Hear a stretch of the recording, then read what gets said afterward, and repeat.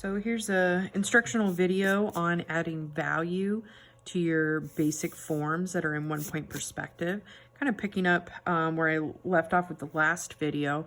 So I have some example forms here and how I would apply the value.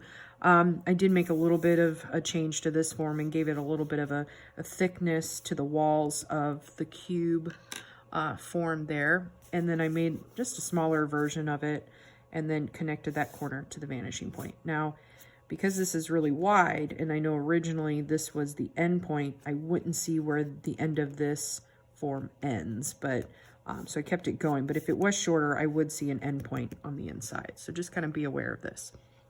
So the requirement is to keep your light source as thinking of like your eyes looking into your design, which means the front of your forms is going to be your lightest value. Now, technically you could keep the white of the paper, but I like to give a little bit of some graphite just to give it a slight tone so it doesn't feel bleach white like the paper.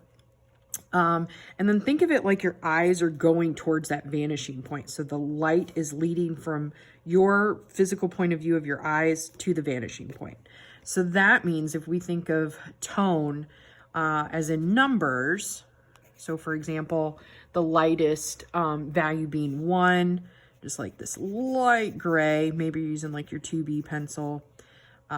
Another side, as it gets darker, a 2, it's going to be kind of like your medium gray.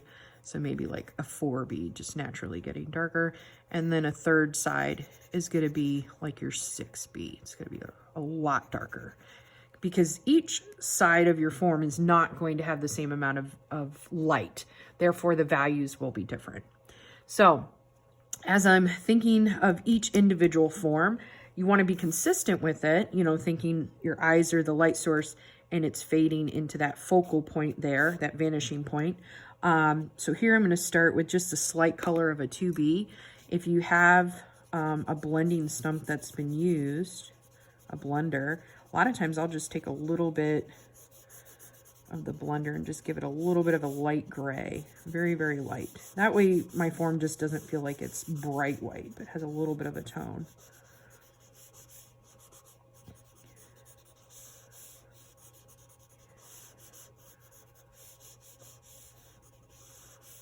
And I know when it comes to adding value, you know, we're not physically looking at these forms in real life and observing them and applying, you know, the value that we see. So this is, you know, in theory. So this makes it, I think, even harder. So we have to do a little bit of some imagination. All right, so the front of my box, kind of the lightest point, just a little bit of some value there. Should be even because it's kind of hitting it equally, but as it wraps around to the other sides, it's going to be a different story. So if I'm thinking of this light going towards here, and this is my number 1, maybe there's a little bit of that light that's going to be a little bit less on the top and even darker on the sides, if I'm kind of thinking of this point here. So you could flip this, but I usually, if I'm thinking about the light leading this way, I'm thinking maybe there would be a little bit less light here and even more less light here. So this would be like my 1, my 2, my 3, as far as darker. So this would be more of like my 4B pencil, or maybe you barely used any graphite here, so maybe you just start with the 2B, which is what I'm doing. And I'm applying the value, and I'm having it kind of go towards the vanishing point so that I get like a kind of a nice fade, and that way I can go in the other direction very softly and get kind of a cross-hatching technique. So it makes it easier to blend the graphite. And as it gets further and further away, you're going to see it get just a little bit darker towards the end. So I'm just going to do like kind of like a third coat of my graphite there, just so it's a little bit darker. Then I'm going to take my blender and I'm just going to kind of smooth it out. Now, if you go over your edge lines, like I'm going to go over it by accident, like, but on purpose, you can take your eraser. Vinyl erasers work better at the end of your pencil because you get that sharp point. I'm just going to kind of fix that up a little bit. Not that things are outlined in life, but sometimes I'll just kind of sharpen the edge. I've lost some of it. All right, so 1, 2, and 3. So this is going to be even darker. I'm going to switch to a darker pencil.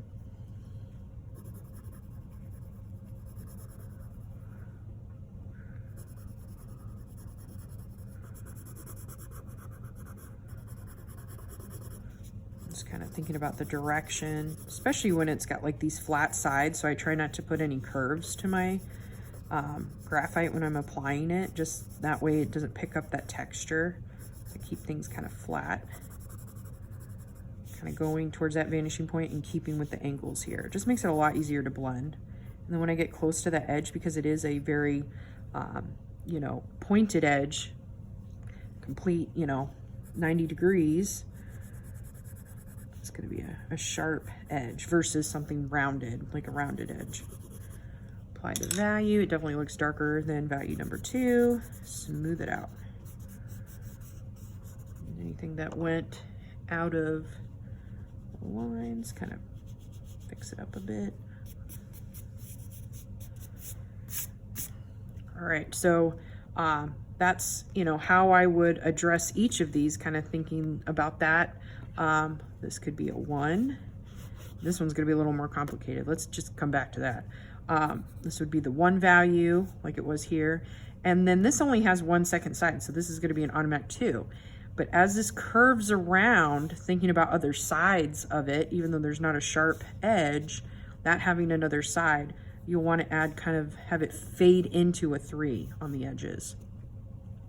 So we'll come back to this one. Let's kind of talk about the inside of this, and yeah, a little bit later, let's see how we address that one. It's a little more complicated.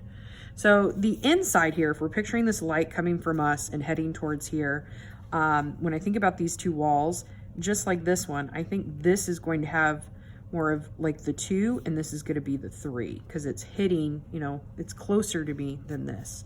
So this will be kind of like my 2 value up here. So I'm going to kind of fill that in. If you label it, maybe erase that. Just kind of darken that. It's going to get darker as it goes back too. Just applying that there, and then I'm going to blend it out.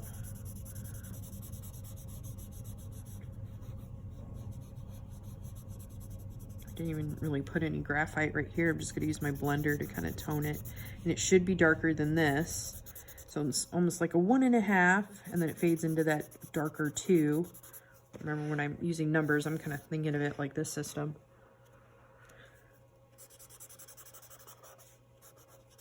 And I like to start with the 2B and kind of work my way up. So if I wanted this darker, now with the, I can add just a little bit more layer. Have it fade. And then this side is going to be darker as well. It's going to be darker than this. Let's see what I got. 2B, looking for my 4B. You should get a little bit darker down here, so I'm applying a little bit more pressure towards the end. That sharp edge. So I'm going to kind of outline that so it edge is nice and sharp. And then blend it out.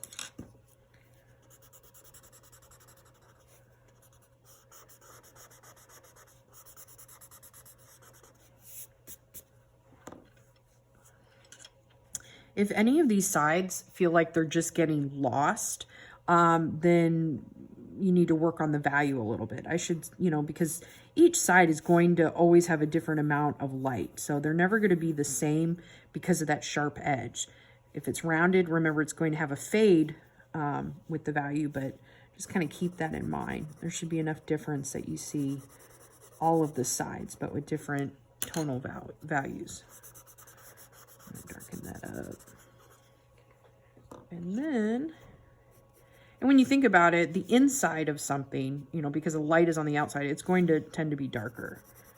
So if we're talking about values in terms of like numbers, you know, we got like a 1, 2, 3, but then we have like a 1.5 to 2 to a 3 over here. Maybe even gets into a 4 as it gets further and further back. So let's talk about the cylinder. This is my 1 value, so it's going to be my lightest value attached. I'm just going to take my blender kind of fade it out. Think about the direction of the graphite, because a lot of times that'll show, you know, as it's overlapping. So I'm trying to, whoop, I turned the blender and it was really dark. Take my kneaded eraser and just kind of blot it out a little bit more.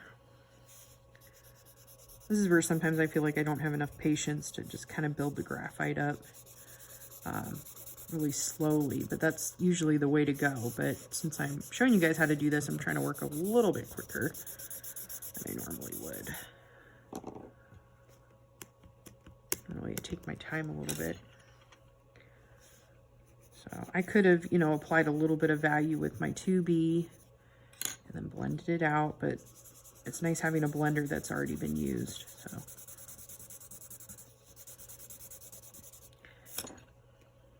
still ended up being dark. Okay, so I had a little bit of a tone, and so it's going to get darker here in the center and get a little bit darker as it fades out, and then I'm going to also have it fade out and get darker around the edges. So let's see what that's going to look like.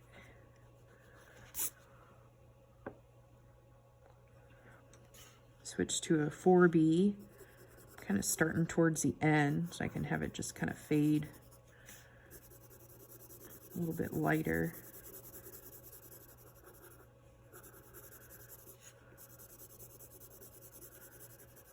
So here we have 1, 2, and then edges are going to be like a 3. It's going to be like a 3 as it fades out back on the front too.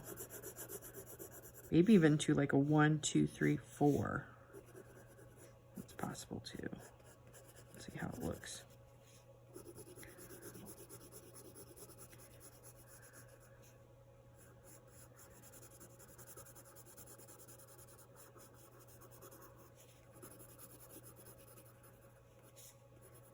All right, let's blend it out.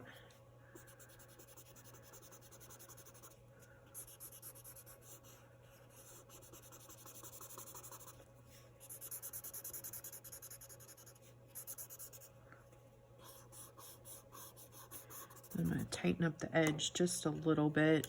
Sometimes I like to use my regular number 2 pencil because it's got a little bit of a harder lead. So I get, instead of like a blended line, which, you know, that's why they're shading pencils, the B means to blend. So I'll use like an H pencil because these are HB. Lots of little fun facts about pencils you didn't know, right? But it's a harder lead, so sometimes I'll use that. Just kind of have that fade out.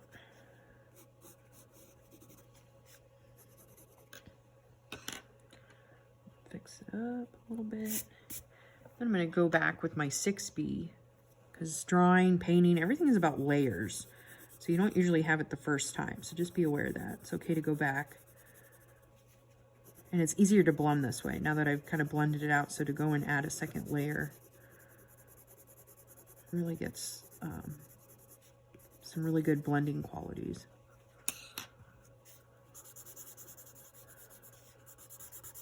All right.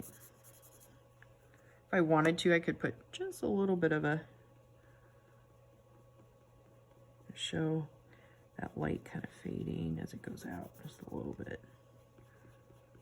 If it got too dark, kneaded eraser is really good for that, just kind of gradually pulling up some of the graphite. All right, so let's talk about some of the more complicated forms, like this one. This one's definitely going to be kind of a puzzle for my brain, just kind of looking at it. So let's visualize this. Try to get the right pencil. So if this is the darkest area, but my light is heading towards this, this is going to be kind of the 2. Nope. So this is kind of the side versus, like before it was the top. So now the bottom, because it's above this vanishing point, I'm thinking actually that this would be the 2. This would be the 3. This is the underside, so 2, 3, underside, so 2, 3. So it's going to go back and forth. This is the theory. If the light is traveling right here, because the light is traveling to this little dot here, the light is traveling this way, so this is going to have more light than this side. That's kind of the theory. Let's check it out. All right. Erase this. So add a little bit of a tone to my organic shape here.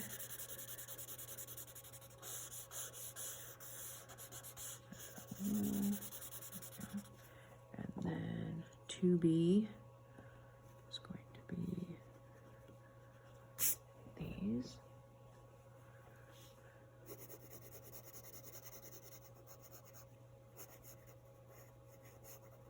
Start with these first.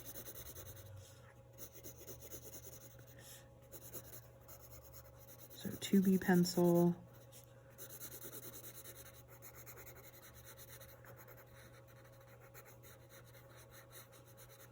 And then switch over to my 4B. There we go. I'm going to add just a little bit more towards the bottom as it's like fading. Just a little bit. Kind of reinforce that dimension that we're creating the illusion of. And then erase the numbers because I don't want to keep those. And I'm going to stick with the 4B pencil, maybe even the 6B. I want to drastically show that there's a change from one section to the next since they're so close together. You got to be thinking about this because if you're just using the same thing, all of this is just going to become a dark blur. So make sure I can see the difference between them. It's just going to look like a blob.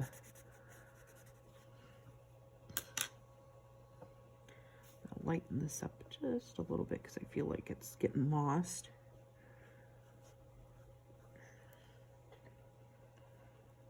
There we go. Blend it out a little bit. Yeah, so I felt like that got too dark too quickly. So I'm making some changes there, and already visually that side got lost. Like it just ended up flattening out. So I'm gonna darken this up. There we go. My eyes were already starting to see them be kind of blur together. So it's okay to use your kneaded eraser to pick up some of that graphite if you realize you put too much down.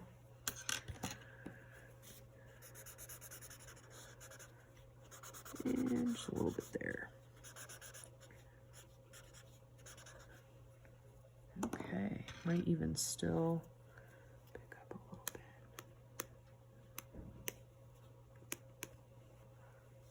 There we go. And I tend to have a heavy hand when I apply graphite. Some people, you know, I notice they have like drawings that have a lot of little light values. They still get that contrast, but I can tell they build up the graphite a lot slower. So just kind of depends on your style. But that's something I have to remind myself is to don't go, you know, too dark with the graphite too quickly sometimes. Just kind of tightening up the edges a little bit.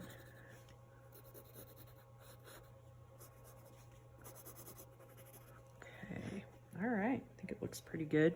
Definitely really dark compared to the front, so if I wanted to tone this down just a little bit, I could. The letter that I have, if I'm thinking about, you know, this would be a 1, 2, and then the inside would be a 3, but it would kind of start like a 2 right here, and then it would get darker around the edges as it's curving around.